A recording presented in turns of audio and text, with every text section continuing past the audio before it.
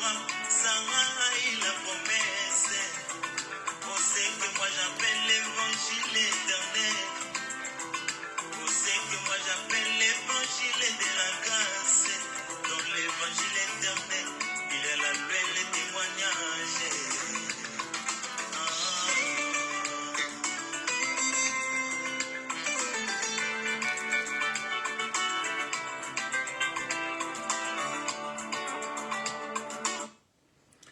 Chers bien-aimés, que le Seigneur Dieu vous bénisse, que la paix et la grâce, l'amour du Seigneur soit le partage de nous tous. Encore, nous vous disons bienvenue à la table du Seigneur. Ce matin, Dieu a permis à ce que nous puissions nous rassembler encore autour de sa table pour participer à son repas. Et nous continuons avec notre enseignement sur l'acquisition du salut. Le salut, comme l'Écriture nous dit, nous a été destiné. Le frère Paul a dit aux Thessaloniciens dans son épître premier, chapitre 5, verset 9, que nous ne sommes pas destinés à la colère, mais à l'acquisition du salut par Jésus-Christ notre Seigneur. Et Ésaïe 26, 20, 21 nous parle également comment Dieu a dit à son peuple d'entrer dans sa chambre et de fermer la porte derrière lui jusqu'à ce que la colère va passer. Nous avons dit que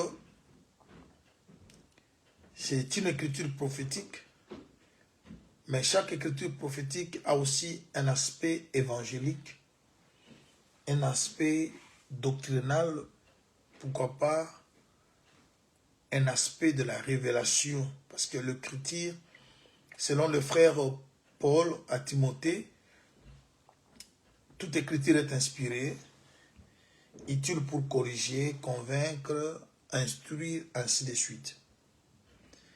Alors, chers bien-aimés, dans cet enseignement,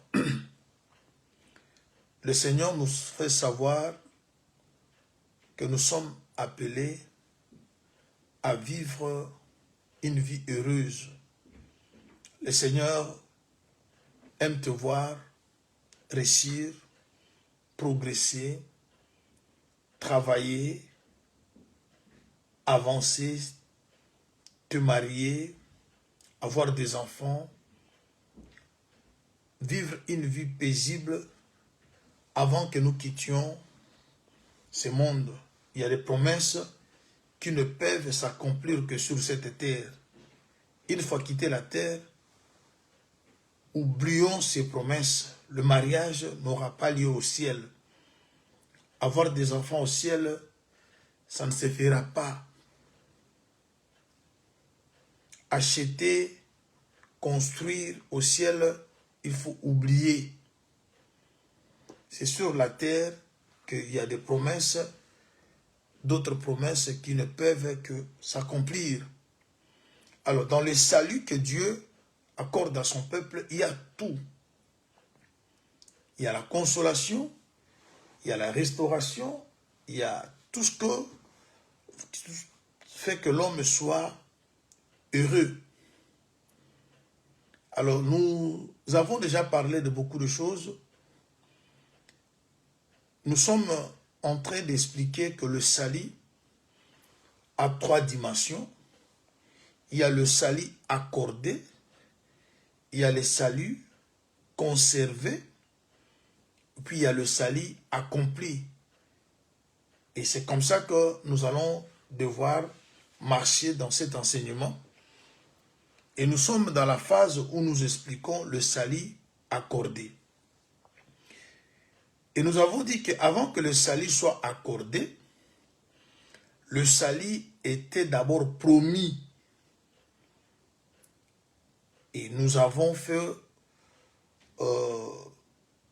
marché dans les Écritures pour démontrer comment le salut était promis et comment le salut est maintenant accompli. Nous sommes dans la phase où nous expliquons le salut accompli. Alors, le salut a été résumé par Siméon comme la lumière, comme l'homme Jésus. Là, je suis dans Luc 2, 30, 31, même 32. C'est là que Siméon nous a fait savoir que le salut, c'est un homme. Et à la fois, le salut, c'est une lumière pour éclairer les nations. Et les nations qui doivent être éclairées plutôt par le salut, on le trouve dans l'eau. Qui a dit ça? Apocalypse 17, 15 nous a fait savoir que dans l'eau, l'eau représente le peuple, les foules, les langues ainsi que les nations. C'est là que nous sommes partis dans le livre de Genèse pour voir au premier jour de la création comment le salut était promis et comment le salut était accordé. Parce que toujours dans Genèse, nous parlerons de salut accordé, salut conservé et salut accompli. Avant que nous puissions aller dans les autres livres, vous le verrez, tout ça dans le livre de Genèse et toujours à la création. Alors, nous avons dit que lorsque nous avons lu Ésaïe 62, Ésaïe nous a fait voir que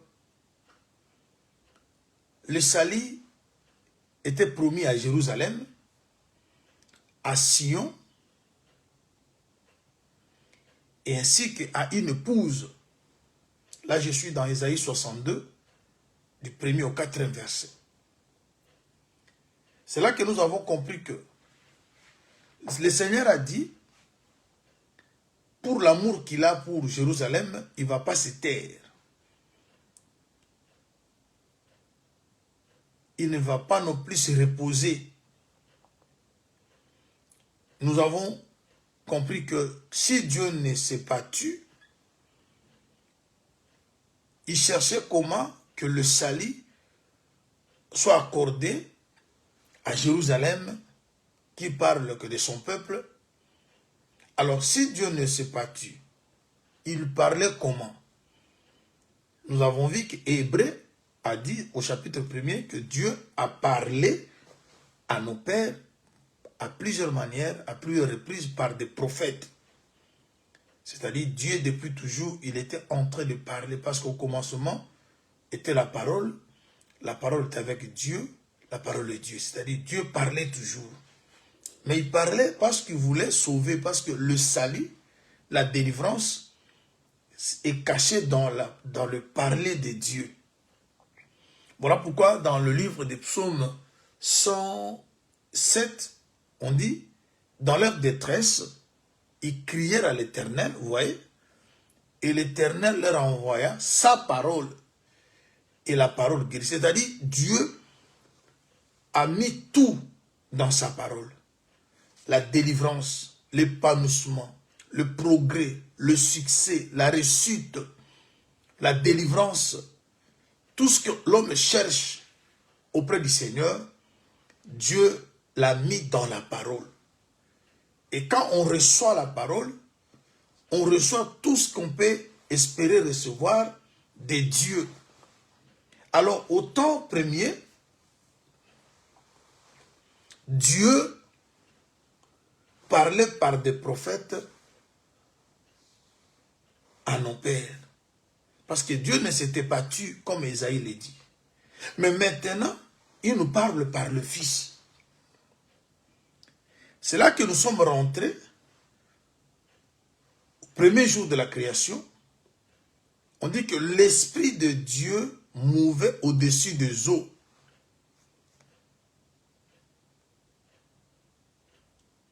Et Dieu a dit que la lumière soit. Quand Dieu dit que la lumière soit, c'était là la première fois dans les Écritures qu'on puisse voir Dieu parler.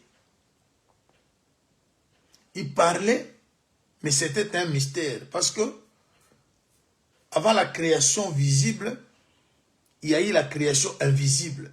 Dans la création invisible, Dieu parlait, mais on ne pouvait pas le voir parce qu'il était un mystère.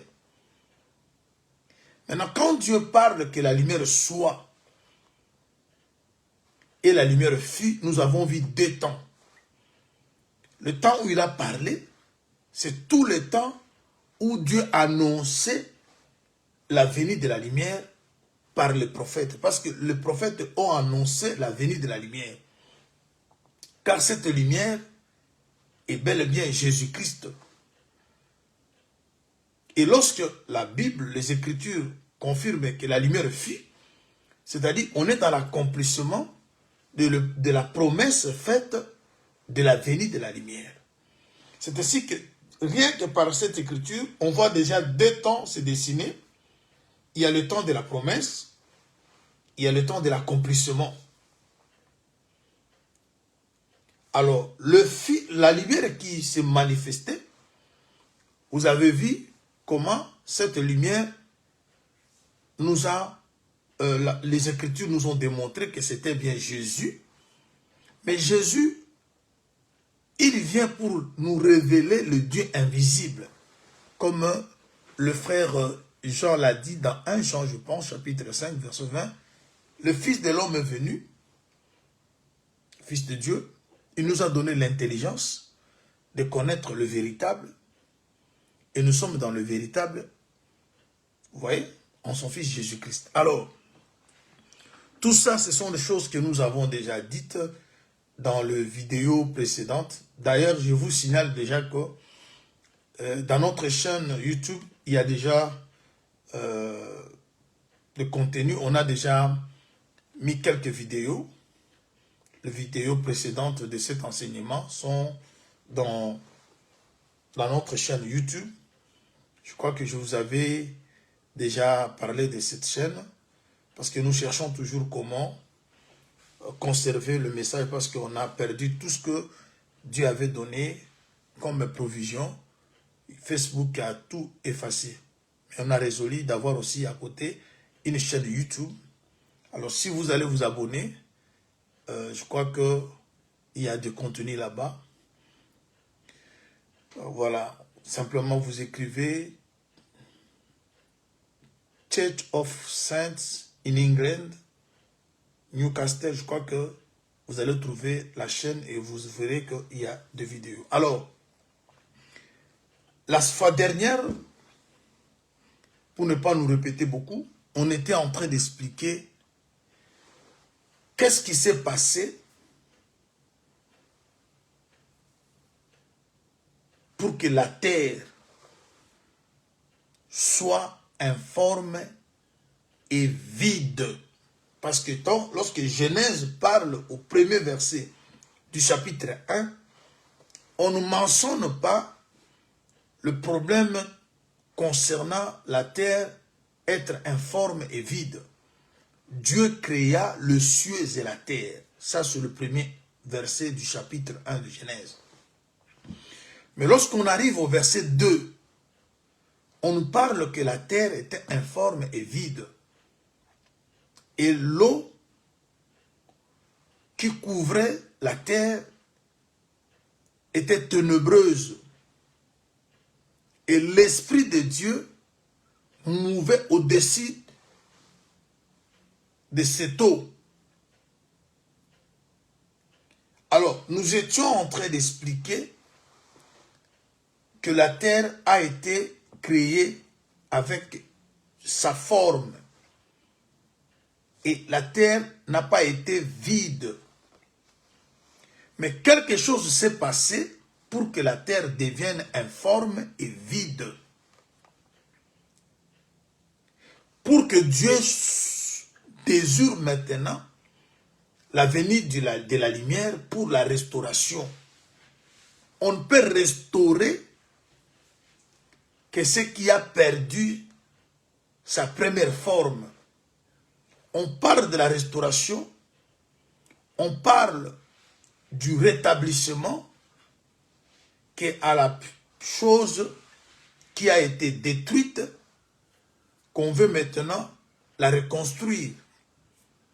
Et c'était ça la démarche que nous étions en train de faire, tout en restant dans les Écritures, afin de faire savoir aux enfants de Dieu qu'il s'est passé des choses. Genèse, c'est un livre prophétique. L'homme qui a écrit ce livre, c'est Moïse. Et étant prophète, son langage a été beaucoup codé. Il n'a pas donné les détails parce que le prophète ne donne pas les détails comme un docteur. Il peut révéler, il peut dire des choses, mais il ne reste pas vraiment dans les détails. Voilà pourquoi le livre de Genèse, c'est un livre prophétique, trop symbolique, et les détails de ces livres, ça se donne maintenant par le ministère que Dieu a accordé à ses serviteurs, et nous sondons et nous interprétons par la grâce du Seigneur tout ce que Moïse avait donné dans sa prophétie. Alors, nous étions partis dans le livre de Psaume 104. Le verset 5 au 6e, ces versets nous ont fait savoir que lorsque Dieu a créé la terre, il a placé la terre sur le base, ces bases pour que la terre soit inébranlable. C'est-à-dire, lorsque la terre est sur le base, le fondement que Dieu lui avait donné, la terre ne pouvait pas perdre sa forme, non plus être vidée. Maintenant, le même Dieu qui a placé la terre sur le fondement, il prend l'eau. Il amène l'eau et l'eau va maintenant couvrir la terre. Et lorsque l'eau a couvert la terre, c'est là que le malheur de la terre a commencé. L'eau s'est attaquée au fondement sur lequel la terre était placée. Et lorsque la terre a abandonné le fondement, ça a permis à l'eau de piller la terre. Ça a permis à l'eau de faire perdre à la terre sa forme. Et c'est ce que nous étions en train d'expliquer dans la vidéo précédente, que la venue de l'eau, c'est l'eau qui a fait pécher la terre. Parce que la terre, c'était déjà une femme, c'était une ville, c'était une montagne. Alors, je vais maintenant, je vais lire deux écritures qu'on avait lues la fois passée, et puis ça va nous permettre d'avancer. Nous sommes dans Isaïe chapitre 24. Nous lisons à partir du verset 17. Isaïe 24, 17. La terreur, la fosse et le filet sont sur toi, habitant du pays. Celui qui fuit dans le cru, dans les cris de terreur tombe dans la fosse. Et celui qui remonte de la fosse se prend au filet. Car les écluses d'en haut s'ouvrent et les fondements de la terre sont ébranlés. La terre qui était placée sur le fondement pour qu'il ne soit pas ébranlé, d'après Psaume 4, le verset 5 au 6e. Mais ici, on nous voit que ce qui fait que la terre soit emballée, c'est lorsque les écluses d'en haut s'ouvrent et que l'eau vient. C'est l'eau qui a fait que la terre soit emballée. Et lorsque la terre a perdu les fondements sur lesquels Dieu l'avait placé, qu'est-ce qui va venir? Le verset 19 vous dit que la terre était déchirée. La terre s'est brisée. La terre chancelle. La terre chancelle comme un homme ivre. Elle vacille comme une cabane. Son péché se pèse sur elle. Elle tombe et elle ne se relève plus. Cette écriture a un volet prophétique, c'est-à-dire les choses qui sont écrites dans cette écriture parlent aussi de ce qui va arriver à la fin des temps, quand Dieu viendra châtier l'humanité à cause de son péché. Mais vous savez très bien, selon ce que Salomon dit dans Ecclésiaste chapitre 1er, verset 9, ou encore chapitre 3, verset 15, ce qui est a déjà été, ce qui est, c'est ce qui sera. C'est-à-dire, en ce qui concerne la parole de Dieu, vous ne pouvez pas vivre quelque chose au futur si cette chose-là n'est pas vécue dans le présent ou n'était pas aussi vécue dans le passé. Parce que Dieu ne fait que ramener ce que nous vivons aujourd'hui. Les gens qui nous ont précédés l'ont aussi vécu. Et ce que nous vivons, c'est ce que les autres vivront. Et voilà pourquoi cette prophétie d'Ésaïe, quand même bien, aura un accomplissement à venir. Mais comme ça fait partie de l'écriture, ça nous éclaire à comprendre ce qui s'est passé au passé. Vous voyez? Voilà pourquoi cette écriture nous montre que, comme la terre sera emballée, après avoir été sur un fondement, c'est-à-dire pour que on parle de la terre informe et vide au passé, il s'est passé la même chose. Mais aujourd'hui, je resterai au point de vous expliquer ce que l'eau a fait boire à la terre. Et nous allons, par la grâce du Seigneur, parler de cela dans beaucoup de dimensions. Alors, déjà ici, nous avons vu que lorsque les eaux sont venues, ce sont les eaux qui ont perturbé l'ordre. Et le fondement, nous avons vu avec vous, d'après les Écritures que nous avons lues, le fondement, c'est bien la parole de Dieu. C'est ce que les Écritures témoignent. Il dit, le fondement de ta parole est la vérité. Vous voyez? Alors, si la vérité n'est pas respectée, la vérité est rejetée.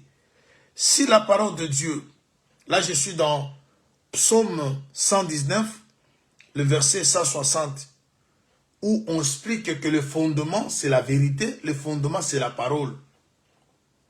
Si le fondement c'est la parole c'est la vérité, alors la terre, c'est l'enfant de Dieu, c'est le peuple de Dieu. J'aimerais que vous voyiez encore une autre écriture avant que nous puissions avancer. Je suis dans Ecclésiaste au chapitre 7. Lorsque vous lisez Ecclésiaste 7, le verset 29, Salomon dit ceci. Seulement, voici ce que j'ai trouvé, c'est que Dieu a fait les hommes droits, Mais ils ont cherché beaucoup de détours. Dieu a fait l'homme droit. Lorsque je vais partir toucher la personne d'Adam et Ève, vous verrez la même scène. Parce que Adam et Ève et les serpents vont nous expliquer ce qui s'est passé au chapitre 1er. Vous verrez dans le jardin d'Éden l'eau, vous verrez dans le jardin d'Éden la bête, vous verrez aussi dans le jardin d'Éden une femme avec une coupe, vous verrez dans le jardin d'Éden une femme prostituée qui fait boire au roi la coupe qui est remplie de l'abomination, des abominations, ainsi de suite. Et c'est là que vous allez comprendre que il s'est passé exactement comme ça au chapitre 1er. Mais ici, remarquez, on dit que Dieu a fait l'homme droit. Mais c'est l'homme qui cherche le détour.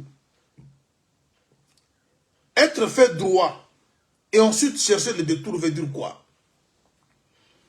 C'est-à-dire, Dieu, l'homme quitte la place, la position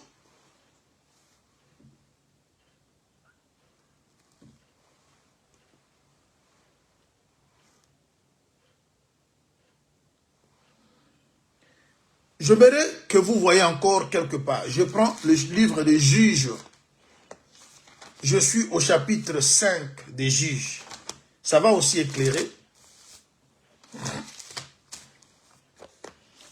Juges, nous sommes au 5e chapitre. Je prends le verset 6. Voilà.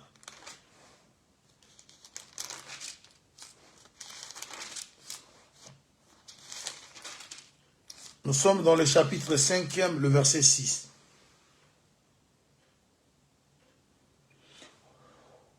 Au temps de Shamgar, fils d'Anat, au temps de Jaël, le route était abandonnée. Et ceux qui voyageaient prenaient des chemins détournés. Le chef était sans force, en Israël sans force. Quand je me suis levé, moi, Déborah, quand je me suis levé comme une mère en Israël. Jésus nous dit que il fut un temps où les voyageurs retenus avaient abandonné le chemin et ils prenaient le chemin détourné. Vous savez très bien que nous sommes tous des voyageurs, comme le frère Pierre l'a mentionné. Nous sommes des pèlerins. Sur cette terre, nous sommes des voyageurs. Mais nous voyageons sur une route. Rappelez-vous, lorsqu'Israël est sorti de l'Égypte, il suivait la route royale. Cette route devait le conduire jusqu'à la destination qui était Canaan. Alors, la route en question traversait le pays des Amoréens, des Moab, ainsi de suite. Mais la finalité de cette route, c'est Canaan. Nous sommes voyageurs, mais Moïse dit que nous allons passer, mais nous n'allons pas toucher à vos vignes. Retenez ça. Et vous savez aussi que dans le livre d'Ésaïe, au chapitre 35, lorsque vous lisez à partir du verset 8, le prophète annonce la venue du chemin. Il dit, il aura là un chemin frayé, une route qu'on appellera la voie sainte. Et dans cette route, je m'aimerais reprendre, c'est très merveilleux. Le prophète annonce Il dit au verset 8, il y aura là un chemin frayé, une route qu'on appellera la voie sainte. Ni l'impie n'y passera, elle sera pour eux seuls, ceux qui la suivront, même les insensés ne pourront s'égarer. Sur cette route, point de lion, ni bête féroce ne la prendra, ni s'y rencontrera. Le délivré, ils rencontreront ainsi de suite. C'est-à-dire, le chemin n'est qu'un homme. Jésus vient, il se présente, je suis le chemin, la vie et la vérité. Alors, lorsqu'on se détourne de ce chemin qui est la vérité, on devient le voyageur qui prennent le mauvais chemin. Et les gens veulent aller au ciel, mais ils abandonnent le chemin qui conduit au ciel. Le Seigneur dit, nul ne peut aller au Père que par moi, parce que l'acquisition du salut ne s'accomplit que par notre Seigneur Jésus-Christ, lui le chemin. Alors, je retourne dans ce que Ecclésiaste dit, Dieu a fait l'homme droit.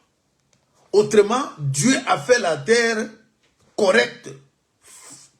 La terre avait sa forme, la terre avait toutes ses richesses. Elle n'était pas vide. Et elle pose la terre sur un fondement, et ce fondement, c'est bien la parole de Dieu. Mais lorsque les eaux sont venues, et lorsque nous parlons des eaux que Dieu lui-même a fait venir pour que les eaux couvrent la terre, les eaux, ce sont les nations, ce sont le foule, le peuple. Et dans cette eau-là, il y a eu maintenant une bête qui transporte une femme, et cette femme a une coupe, et cette coupe maintenant, cette femme va prendre sa coupe, elle va faire à boire au roi de la terre, et la terre elle-même. C'est ce que Apocalypse 17, du 1er au 5e verset nous explique. C'est-à-dire, lorsque les eaux ont couvert la terre au premier jour de la création, comme il y avait des ténèbres, je vous ai déjà expliqué ces ténèbres-là, il y avait 3 dimensions. Il y a le ténèbre du péché qui couvrait la terre, il y avait le ténèbre de la loi qui couvrait la terre, il y avait les ténèbres aussi comme les vêtements de Dieu qui ne permettaient pas à l'homme de voir Dieu. Mais il aurait que quelqu'un vienne pour finir avec ces 3 ténèbres. Le péché, la loi et le mystère. Et cet homme s'appelle Lumière. Le Seigneur est venu, il a vaincu le péché. Parce que quand vous lisez Colossiens, on dit qu'il a effacé l'acte et les ordonnances qui nous condamnaient. Là, nous voyons les ténèbres de la loi. Il a livré en spectacle les dominations, les autorités, les principautés. Là, nous voyons le ténèbre du péché. Et il nous a donné l'intelligence de connaître le véritable. Et nous sommes dans le véritable en son Fils Jésus-Christ. Vous voyez? C'est-à-dire, cet homme-là, Jésus, il a enlevé le vêtement, parce que nous avons lu avec vous que Dieu a pour vêtement les eaux obscures. Et quand Dieu s'habille avec les eaux obscures, on ne sait pas le voir. Parce que c'est un Dieu qui se cache. Mais celui qui nous a dévoilé Dieu pour que les habits de Dieu qui étaient l'eau obscure soient ôtés, c'est Jésus. Il a fait un travail très important. Ce même travail à la croix a permis que la loi qui dominait sur nous soit vaincue, le péché soit vaincu, et le vêtement de Dieu soit enlevé pour que nous puissions maintenant connaître Dieu qui était un mystère.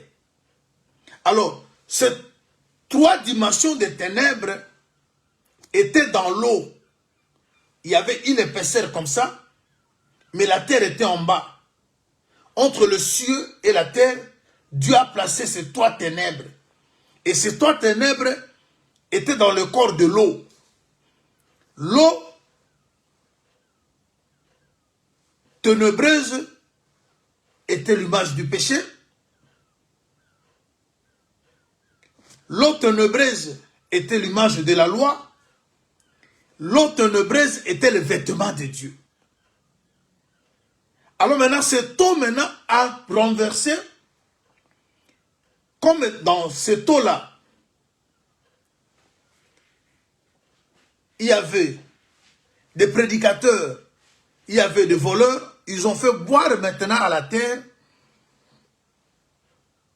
du vin. On dit que la terre était comme ivre. Et c'est là que la terre a abandonné les fondements, qui est la parole, pour prendre maintenant un chemin détourné.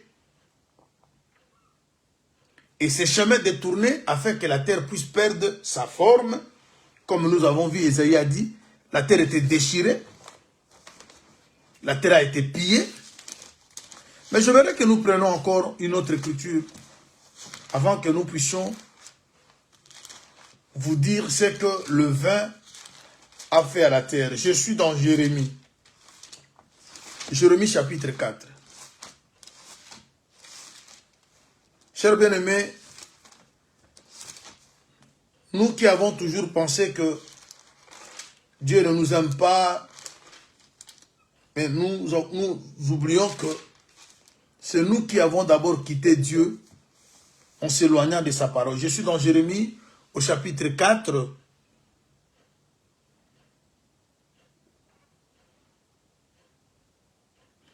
À partir du verset 22. Certainement mon peuple est fou. Il ne me connaît pas. Ce sont des enfants insensés, dépourvus d'intelligence. Ils sont habiles pour faire le mal, mais ils ne savent pas faire le bien. Je regarde la terre, et voici, elle est informe et vide. Le ciel et l'air lumière a disparu. Vous voyez, c'est ce qu'on a dit. C'est-à-dire, le ciel était collé à la terre. Au commencement, Dieu créa le ciel et la terre. Maintenant, il s'est passé quelque chose. Lorsque la terre n'a pas pu faire le bien, la terre a fait le mal, il s'est créé maintenant une séparation. Le ciel s'est éloigné de la terre. La lumière du ciel a disparu. Les ténèbres maintenant ont couvert l'eau. Parce que vous verrez, quand on va arriver peut-être dans les autres chapitres, vous verrez qu'il y aura une mer de verre de cristal. Lorsque la mer devient la mer de verre de cristal, c'est-à-dire c'est une mer transparente. Ça part de l'eau qui n'a pas l'obscurité. Lorsqu'on a mer de cristal transparente, c'est-à-dire l'eau qui n'est pas couverte de ténèbres. On peut être dans l'eau, mais on peut voir aussi le ciel. Mais lorsque les ténèbres se placent, c'est toujours l'eau, mais on ne sait pas voir parce que les ténèbres empêchent. Ça, on parlera peut-être après. Alors, l'eau était là, mais lorsque le mal a été remporté sur le bien, la lumière a disparu. C'est-à-dire, la mer n'est plus la mer de cristal, mais ça devient maintenant une mer sombre. C'est là maintenant la réalité du chapitre 2 de Genèse où on parle que le ténèbre couvrait. Pour que les ténèbres couvrent, la lumière devait disparaître. Regardez. Et cette lumière qui a disparu devait revenir maintenant pour délivrer la terre de cette obscurité. Maintenant, lorsque les ténèbres ont couvert la terre, l'eau a fait boire à la terre du vin. C'est ce que je veux parler maintenant. L'eau a fait boire à la terre du vin. Nous avons lu avec vous. Nous prenons Deutéronome, chapitre 32. Je vous conseillerais de lire à partir du verset 14 jusqu'au 34e. Mais nous, le temps ne va pas permettre à ce que nous lisions tout ça. Mais ici, moi, je vais lire le verset 31. Mais je vais parler aussi de ce qui est mentionné au chapitre 13, 14, pourquoi pas le chapitre, même le chapitre 11. Je vais mentionner ça, mais je ne vais pas lire pour le temps. Moi, je vais lire le verset 31.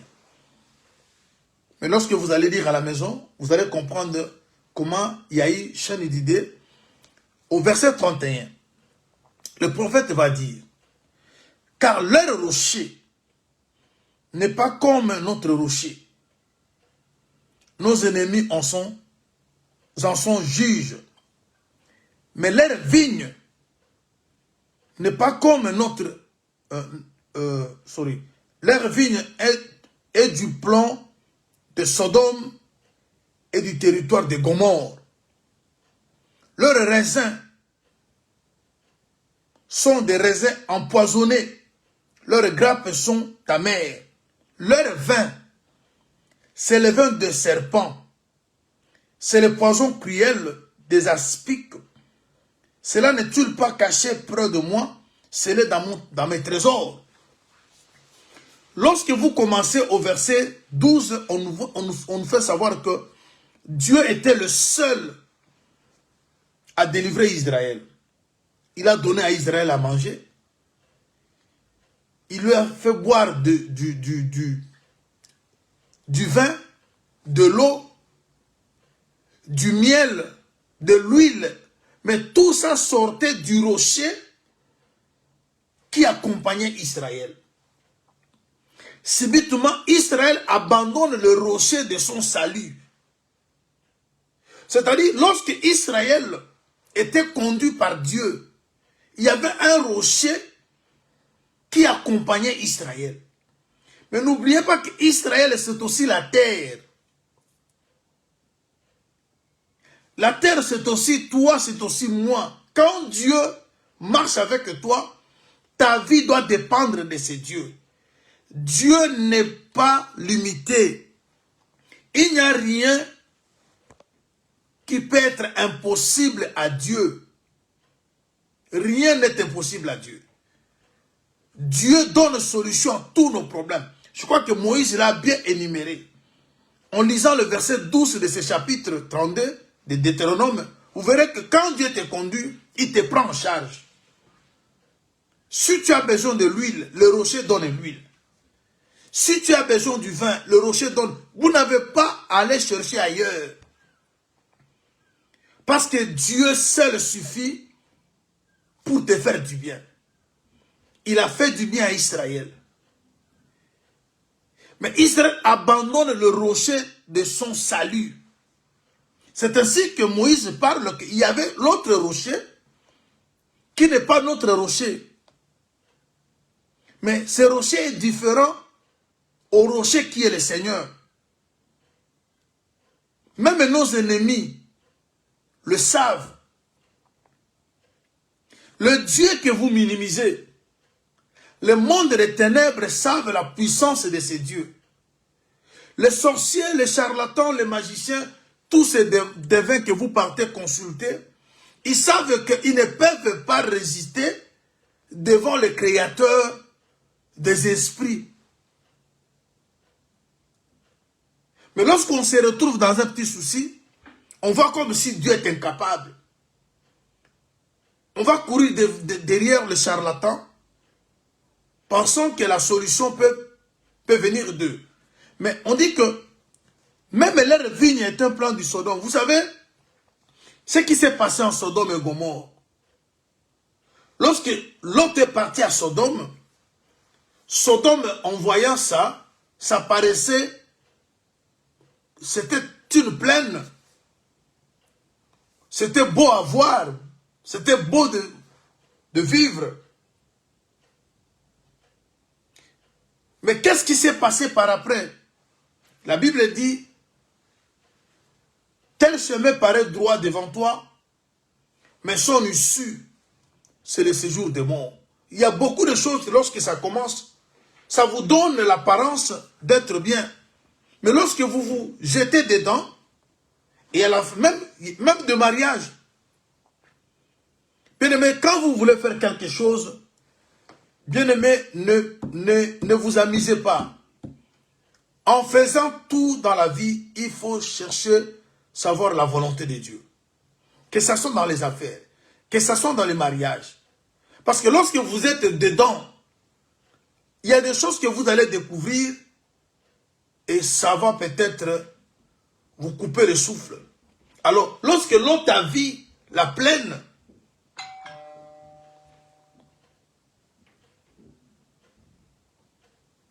on dit que l'autre a sauté sur cette plaine, il a préféré. Et Abraham est parti de côté des montagnes. Mais côté Abraham était parti, c'est là où il y avait la sécurité. Mais côté l'autre était parti, ça se voyait comme l'Éden. C'était comme arrosé. Mais lorsque lui-même l'autre est arrivé là-bas, l'autre a commencé à désirer quitter Sodome. Oui, il y a des gens aujourd'hui qui cherchent même comment se séparer de femmes comme de maris parce qu'ils sont allés dans la précipitation. Ils n'ont pas voulu associer Dieu, mais ils vivent des calvaires dans leur mariage parce qu'ils se sont eux-mêmes choisis des hommes. Elles se sont eux-mêmes choisis des hommes. Il y a eu aussi des femmes ou des maris qui se sont eux-mêmes choisis des femmes sans aussi chercher à associer Dieu dans leur choix. Parce que ça se voyait beau. Alors, je vais rester un peu de ce qui s'est passé ce jour-là. Parce que je parle du vin que l'eau a fait boire à la terre. Vous savez, chers bien-aimés, pourquoi Dieu avait interdit aux Lévites, surtout à la famille d'Aaron, de ne pas prendre de liqueur forte. Je vais prendre cette écriture de Lévitique dans son chapitre 10 et vous allez voir la raison. Et puis je vais retourner vite expliquer. Je suis dans Lévitique chapitre 10. Lévitique 10, le verset 8. L'Éternel parla à Aaron et dit, tu ne boiras ni vin, ni boisson enivrante. Boisson enivrante, toi et tes fils avec toi, lorsque vous entrerez dans la tente d'assignation. De peur, vous voyez la raison, de peur que vous mouriez. Ça sera une loi perpétuelle parmi vos descendants. Afin que vous puissiez distinguer ce qui est saint de ce qui est profane, ce qui est impur de ce qui est pur. Et enseigner aux enfants d'Israël toutes les lois que l'Éternel leur a ordonnées par Moïse. Chers bien-aimés, le Seigneur Dieu dit à Aaron, toi et tes enfants, lorsque vous entrez dans la tente d'assignation, vous ne pouvez pas boire du vin ni de liqueur forte ou de boissons enivrantes. Sinon, vous mourrez. Et aussi parce que vous devez distinguer le vin fait perdre le sens. Alors lorsque vous buvez, vous ne saurez pas distinguer le saint au profane, le pire à ce qui est impire. Le vin, c'est aussi de faux enseignements. Vous savez, aujourd'hui, nous avons des bien-aimés qui ne sont pas tous les deux pieds dans l'évangile. Il y a parfois, ils appellent mal bien. Il y a parfois, ils appellent bien mal. Parce qu'ils sont ivres. Quand vous êtes ivre, vous ne saurez pas distinguer. Lorsqu'on parle de la doctrine, vous vous dites, ça fait quoi? Est-ce que ça change quoi? Si je porte ça, même si je ne porte pas ça, ça fait quoi? Parce que là, tu es déjà ivre. Parce que tu as écouté un enseignement venant de l'eau. L'eau, c'est les nations. Bien aimé, nous sommes un peuple mis à part. Nous n'avons pas à recevoir des nations. Nous dépendons du rocher qui est notre fondement. Le rocher nous donne tout. Est-ce que quelqu'un comprend? Alors, on dit à Aaron,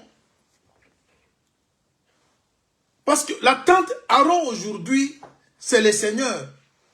Vous savez qu'il est écrit dans le livre d'Apocalypse, chapitre 1er, verset 6, il a fait de nous un royaume et des sacrificateurs. Depuis que nous sommes entrés dans la tente d'assignation, nous ne sommes pas sortis. Nous sommes toujours, notre vie se passe dans la tente d'assignation. Parce que la tente d'assignation, c'est le corps de Jésus. Depuis que nous nous sommes convertis, nous sommes dans cette tente d'assignation. Ce qui veut dire, étant donné que nous sommes dans la tente d'assignation, on ne doit pas toucher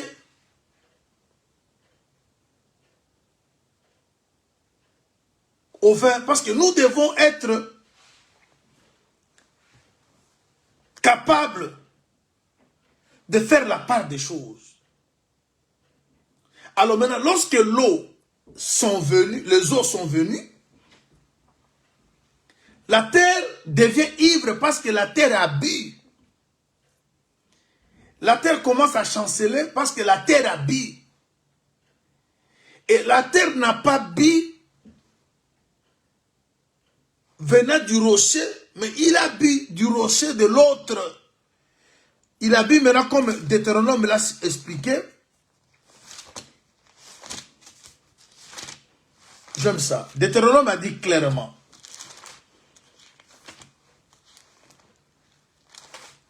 Deutéronome a dit ceci. Voilà. Il dit, mais leur vigne est du plan de Sodome. Bien-aimés,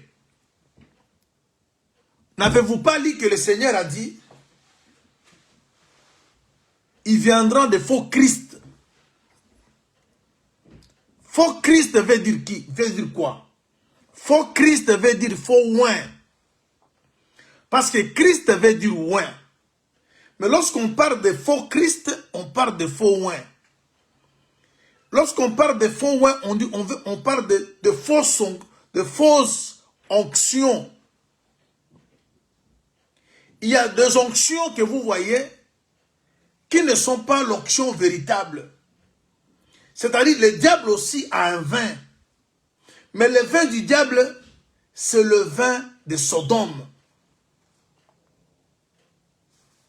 Ce vin de Sodome, il dit, leur vin, c'est un vin de serpent, venin de serpent. C'est le poison cruel et des aspics. Leurs raisins sont des raisins empoisonnés. C'est-à-dire, tout enseignement qui n'est pas soutenu par l'enseignement des apôtres et des prophètes, c'est le vin de l'ennemi. Le vin qui vient des eaux, des nations. Notre vin vient du rocher sur lequel nous sommes posés. Nous sommes édifiés sur le fondement des apôtres et des prophètes. Jésus-Christ étant la pierre angulaire. Vous voyez, quand on dit vous êtes édifiés, c'est-à-dire vous êtes posés dessus. Notre vie vient du rocher sur lequel nous sommes placés. Mais l'eau vient se poser sur nous. Voilà pourquoi la vie de l'Église vient du fondement. Une maison qui peut résister contre la pluie, contre le torrent, contre la tempête, c'est la maison bâtie sur le rocher. Mais la pluie, comme les autres choses, viennent sur. Voilà pourquoi la parole nous dit que le royaume des cieux ne viendra pas de manière à frapper l'œil. Parce que ce qui frappe l'œil vient dessus. Mais le royaume des cieux passe par l'oreille. L'oreille liée à ce que nous écoutons, on dit, c'est que la foi vient de ce qu'on attend, et ce qu'on attend vient de la parole. Or, là, ce qu'on vient, la foi, c'est le fondement. Rappelez-vous de 2 Pierre, je crois au chapitre 1er, lorsque l'apôtre parle sur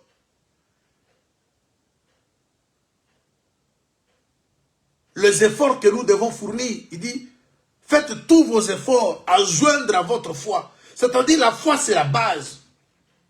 C'est sur la foi que nous sommes posés et nous continuons maintenant à monter. C'est-à-dire l'oreille de l'Église doit être attachée à la foi. Mais le salut ne vient pas de ce qui impressionne.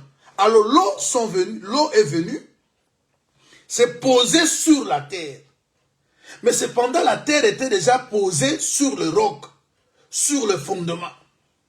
Alors, il faut écouter maintenant l'enseignement qui vient du fondement et non l'enseignement qui vient des impressions. Les nations impressionnent. Vous savez ce qu'Israël a fait? Lorsqu'Israël rejette Dieu, le rocher qui les accompagnait, il dit à Samuel, nous voulons avoir un roi comme les autres nations. Dieu qui va dire à Samuel, c'est pas toi qui es rejeté, c'est moi qui suis rejeté. Parce que le Dieu d'Israël, le roi d'Israël était invisible. On le voyait par les œuvres. Parce que dans une maison, le fondement devient invisible. Une maison, son fondement est caché dans la terre. Mais vous allez remarquer toujours que la maison résiste au vent, aux intempéries. Mais sa force vient de quelque part. La force de l'Église, elle est invisible, mais ça se voit par les œuvres. Et quand vous voulez maintenant avoir un roi visible comme les nations, vous allez rejeter le rocher de votre salut. Et c'est ce qui est à la base de nos échecs. Nous voulons faire les choses comme tout le monde. Mais nous ne voulons pas faire les choses comme dit la parole. C'est là où est notre malheur. On veut se marier comme tout le monde. Tout nous est permis, mais tout n'est pas utile. Moïse a dit aux Moabites, nous voulons traverser votre ville, votre territoire, mais nous n'allons pas toucher à vos vins. Ce monde, le chemin qui nous mène au ciel traverse ce monde parce que nous sommes des voyageurs. Mais en traversant ce monde, on ne va pas toucher au vin, aux enseignements de ce monde. Parce que nous avons l'enseignement qui nous accompagne depuis le jour où nous sommes sortis de l'Égypte. C'est le rocher qui nous fait boire. Et c'est ça que Dieu a fait avec la terre. Alors la terre a bu le vin venu de l'eau. Vous savez, chers bien-aimés, laisse-moi vous dire, vous savez pourquoi l'apôtre Paul va dire ceci. Je suis dans Ephésiens chapitre 5. Éphésiens 5, le verset 18. Éphésiens 5, 18. Permettez que je lise ça.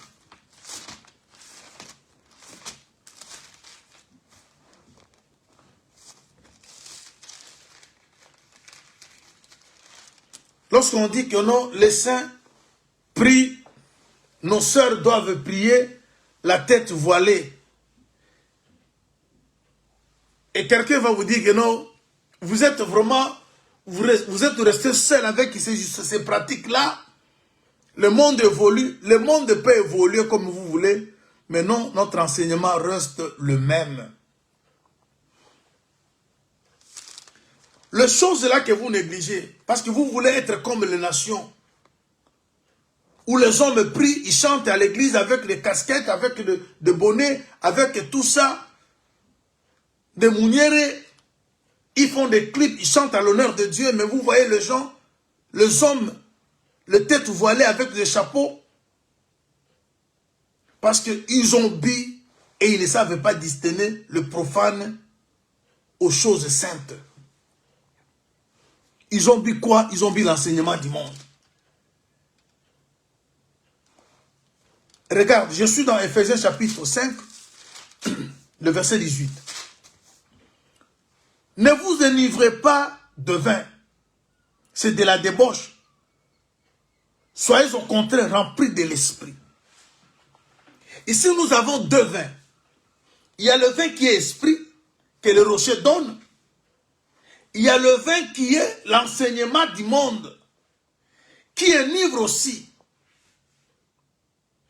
Mais on nous demande plutôt d'être remplis de l'esprit.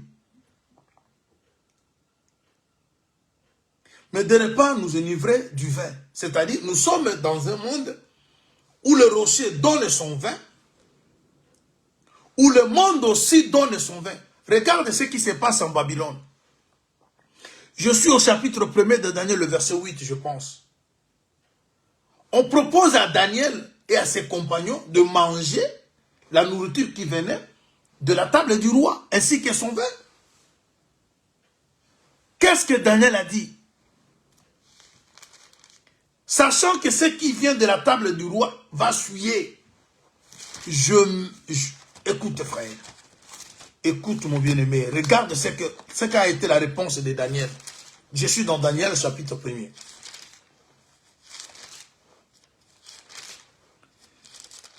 Tu es responsable de ce qui arrive dans ton foyer parce que tu as copié le fils des nations.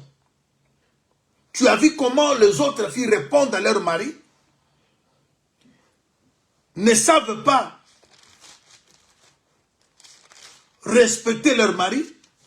Pour eux, l'homme et la femme sont égaux.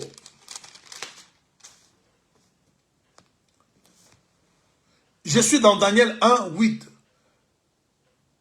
Daniel répond. Daniel résolut de ne pas s'essuyer par le mets du roi et par le vin dont le roi buvait. Il pria le chef des eunuques de ne pas l'obliger à s'essuyer. Dieu fit trouver grâce et faveur. Dieu fit trouver à Daniel faveur et grâce devant le chef des eunuques. Est-ce que vous comprenez? Le jeune homme arrive à Babylone. Le discours du roi, par le biais de son serviteur, paraissait beau. C'est pour qu'il puisse avoir une bonne santé. Mais Daniel ne s'est pas laissé séduire par ces discours. Il a compris que ce que le roi boit vient d'une femme. Parce que la coupe, c'est une femme qui la détient. Et cette femme est transportée par une bête. Lisez l'Apocalypse. Et cette coupe que détient la femme, elle fait boire le roi de la terre. C'est-à-dire, il y a un cheminement. Ce que la femme a ne vient pas d'elle, vient de la bête. C'est que la bête A vient du dragon.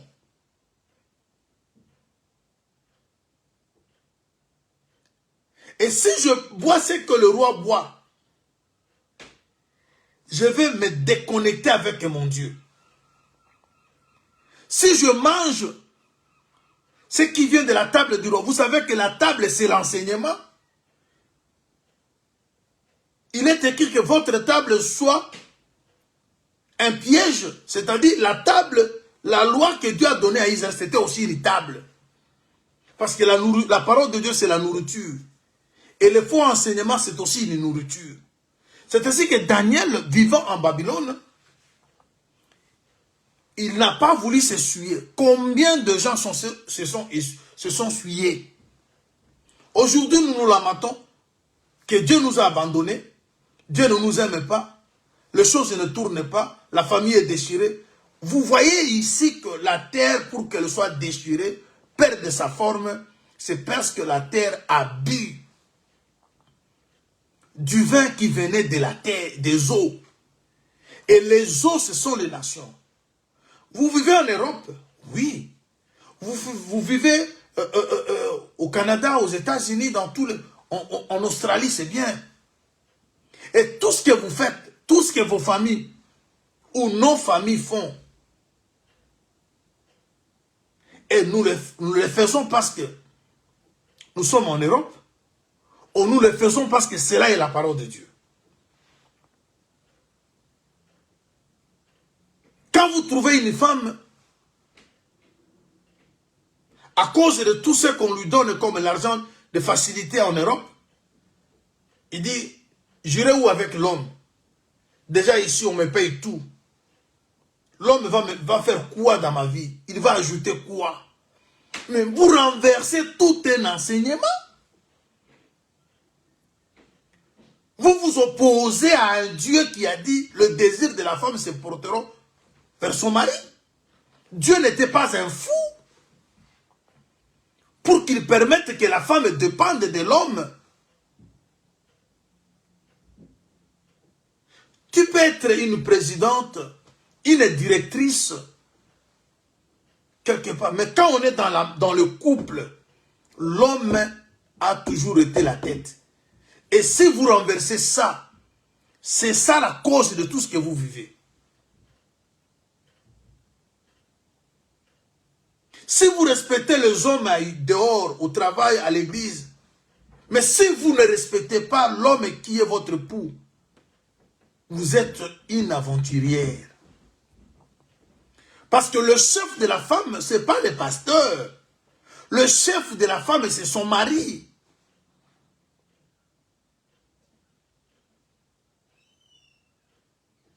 Il y a beaucoup d'autres choses et nous disons que Dieu... Mais regardons, nous buvons quoi? Nous voulons que nos enfants soient comme les enfants de tous les amis avec qui nous vivons dans le coin où nous vivons. Mais nous oublions que nous sommes l'église du Seigneur. Nous sommes dans le monde, mais nous ne sommes pas de ce monde. Dieu nous a posés sur un rocher. C'est nous-mêmes qui avons ouvert les portes pour que nous soyons vidés. Chers bien-aimés, je vais vous faire voir maintenant que ce qui s'est passé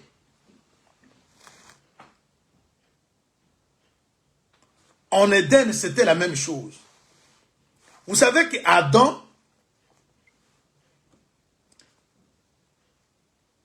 il était à la fois roi, il était à la fois la terre. Parce que Adam est formé de la poussière prise de la terre. C'est Adam que Dieu a donné la domination sur la créature. Il a été fait à l'image et à la ressemblance de Dieu. La seule chose qui peut faire à ce que tu sois à l'image et à la ressemblance de Dieu, c'est le fondement, c'est la parole. Voilà pourquoi Dieu souffla aux narines d'Adam le souffle. Et ce souffle a fait d'Adam une âme vivante, a fait d'Adam un être vivant.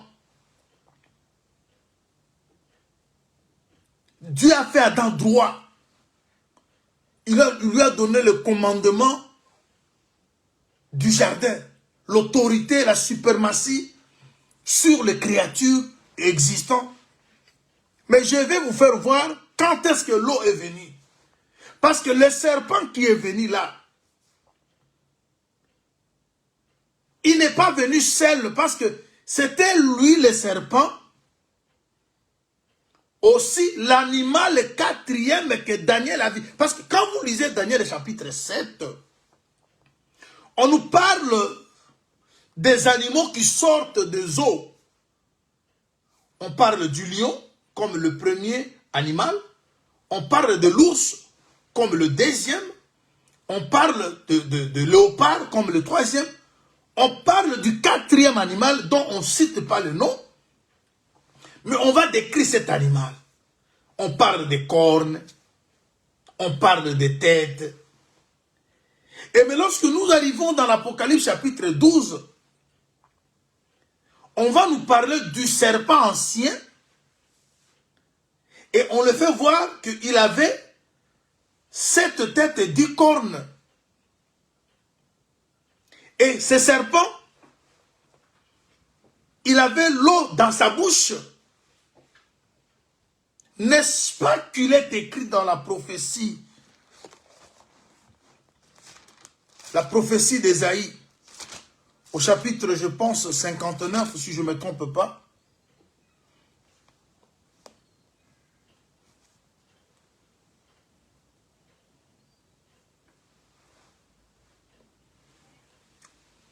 Au verset 19, 59, verset 19. L'on craindra le nom de l'Éternel depuis l'Occident et sa gloire depuis le soleil levant. Quand l'ennemi viendra comme un fleuve, l'esprit de l'Éternel le mettra en fuite. Le fleuve, c'est de l'eau. L'ennemi peut prendre la forme de l'eau. Mais la seule chose qui peut le mettre en fuite, c'est l'esprit de Seigneur. L'esprit de l'Éternel.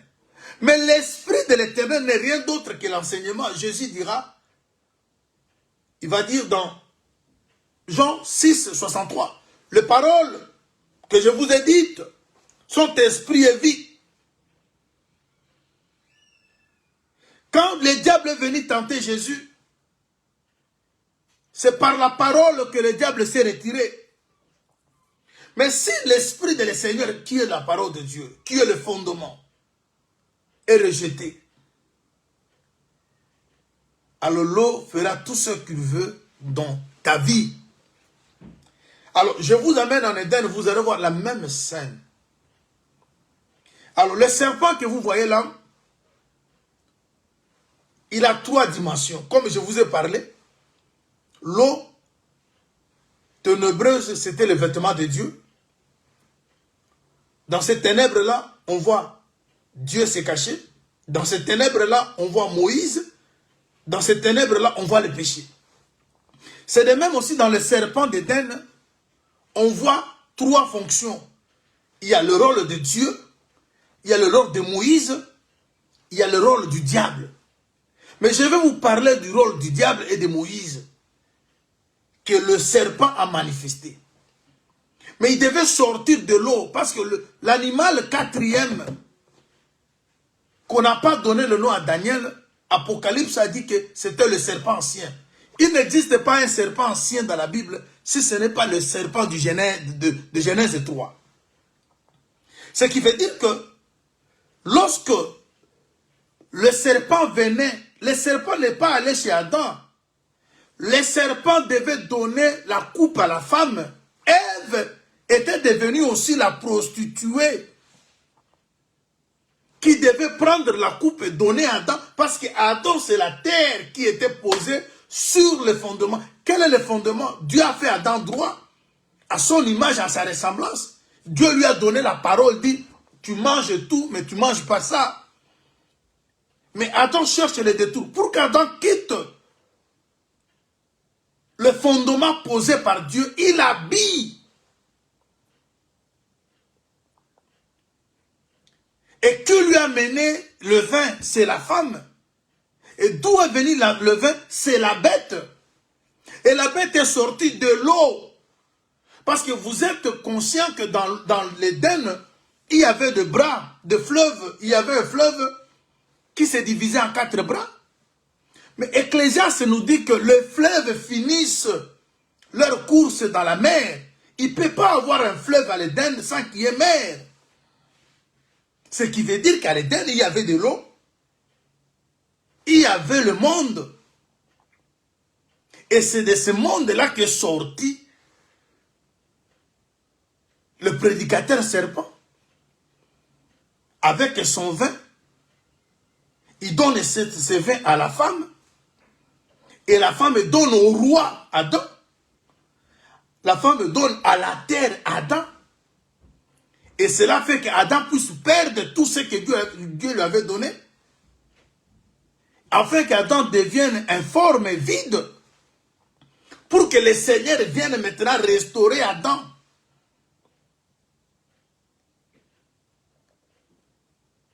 La gloire l'a quitté, la lumière est partie. L'arbre de vie devient un mystère. Lui qui voyait l'arbre de vie. Mais on va barricader le chemin. Pourquoi? Parce que le péché est entré. Alors, je vais terminer ici. On pourra peut-être, par la grâce du Seigneur, revenir demain. Je ne sais pas. Si tu as vu ce que Jérémie a dit au chapitre 4. Jérémie dit ceci. Dans son verset 20.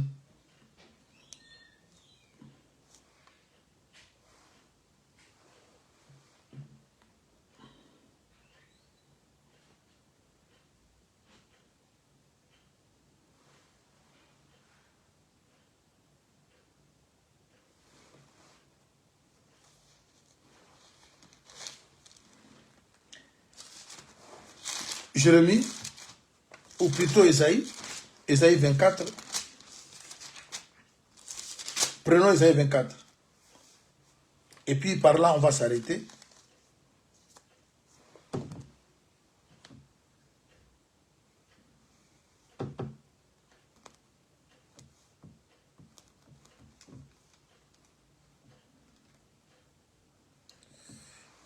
On va s'arrêter là. Il dit ceci.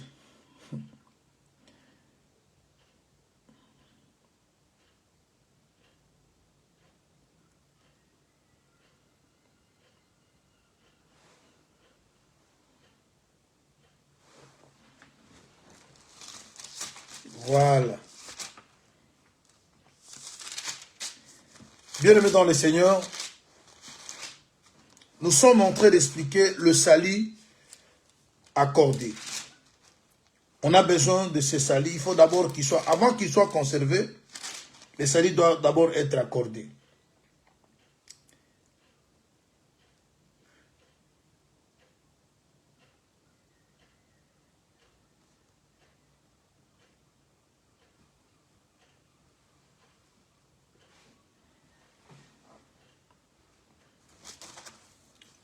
Voilà. Alors, je disais, Ésaïe 24, on avait commencé au verset 17.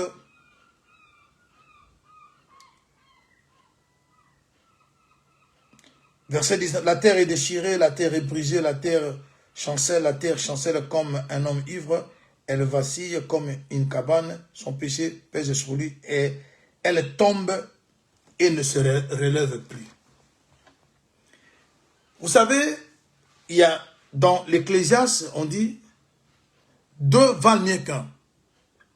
Si un tombe, l'autre peut le relever. Le 2 qui valent mieux qu'un, parce que Dieu au commencement créa le cieux et la terre. La terre tombe, elle ne sait plus se relever. Il aurait fallu que le ciel vienne relever la terre. Adam tombe comme le premier Adam.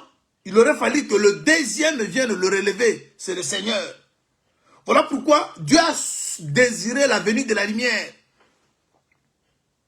Voilà pourquoi vous avez vu l'agneau venir le soir, chercher Adam, parce que Adam, c'est la terre qui tombe, et l'agneau, c'est le flambeau, l'agneau, c'est la lumière. L'agneau, c'est le ciel descendu sur la terre. Parce qu'au ciel, il est un lion comme celui qui est sur le trône, mais lorsque le lion descend, il prend la forme de l'agneau. C'est pour chercher à relever la terre. Dieu veut te relever. Le salut ne s'accorde que par le nom du Seigneur Jésus-Christ. Il est le salut promis, il est maintenant le salut accordé. On a tous bu de n'importe quoi, mais le Seigneur veut maintenant nous relever. Alors, chers bien-aimés, on s'arrête là.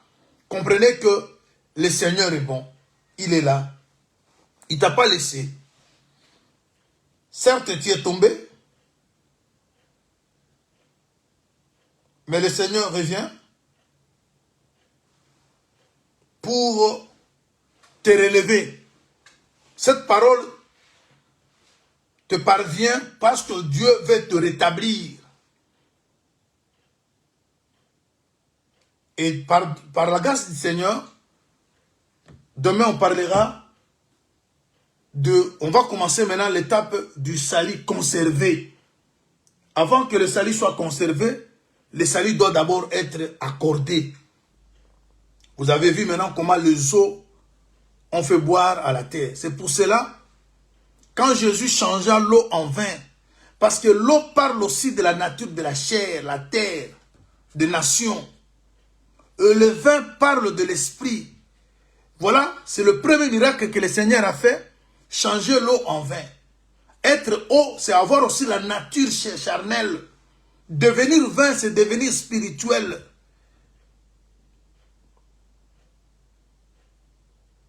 Voilà pourquoi on ne peut pas toujours continuer à boire de l'eau. Il faut faire un peu l'usage, un peu de vin. Oui. Ce qui veut dire qu'il faut passer aussi. Sans expliquer le conseil de Paul dans le domaine du traitement, mais cette écriture aussi, de ne pas continuer à boire de l'eau, prend aussi le sens de la révélation où l'homme ne peut pas toujours continuer à être charnel, parce que l'eau, c'est la chair. Il faut prendre du vin. Voilà pourquoi Jésus changea l'eau en vin. C'est-à-dire, il faut que vous perdiez, parce que c'est l'eau qui est venue avec les problèmes. L'eau, c'est l'eau qui a créé des problèmes à la terre. Alors, quand vous aimez la vie de ce monde, vous allez perdre la vie du ciel. Alors, tu es tombé, la parole vient te relever. Soyons bénis, laisse que le Seigneur te relève là où tu es tombé.